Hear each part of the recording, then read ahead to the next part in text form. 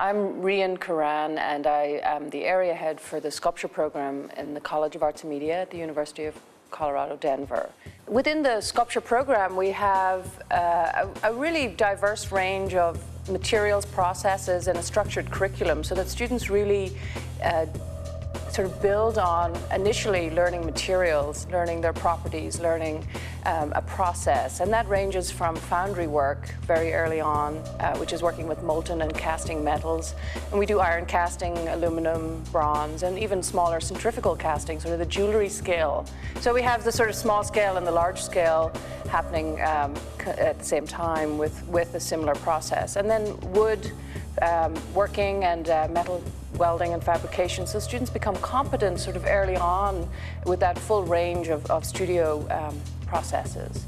And then as you advance in the sculpture program, you end up taking advanced sculpture and building a body of work that you are defining yourself through your visual language and presenting yourself to whatever career path you're going to follow, also graduate school, as a very well-rounded individual as far as process comes, but you've also cemented a sort of identity in your work.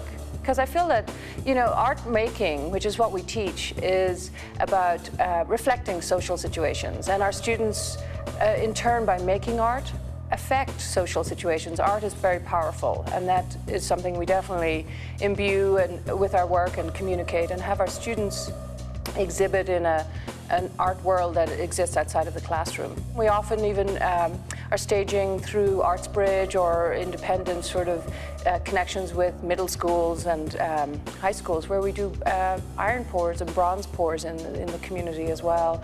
And that demystifies a process. We've staged a wonderful couple of demonstrations outside of the Denver Art Museum. Very much like Christo and Jean-Claude, it's free, it's open to the public. Here, look and understand art more.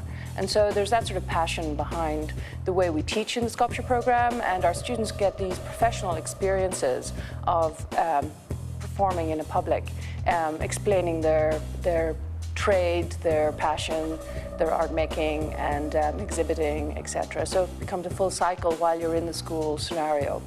And therefore, when you leave, you have these links, whether it's through internships in DOCA or by having a practical experience on building your own equipment, so you can be a foundry person with your nomadic foundry.